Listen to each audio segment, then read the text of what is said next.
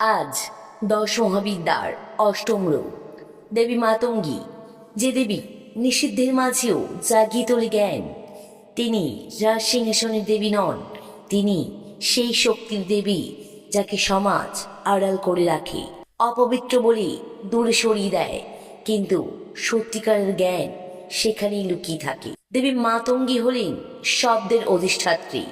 বাক্য, সঙ্গীত, চিন্তা সবকিছুরই অদৃশ্য উৎস। তন্ত্র বলে যে নিজের ভিতরের অন্ধকার শুনতে পারে সেই সত্যিকারের জ্ঞান লাভ করে।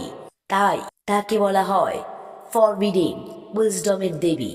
তিনি শেখান আলো শুধু পবিত্রতার মধ্যে নয়, আলো জন্ম নেয় ভাঙা প্রত্যাখ্যাত অন্ধকার থেকেও।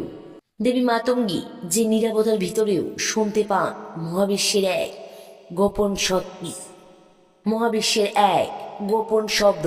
আর হয়তো আজও তিনি অপেক্ষা করছেন। তুমি কি সেই অজানা সত্য শুনতে প্রস্তুত? কমেন্টে অবশ্যই লিখো জয় মা মাতঙ্গী।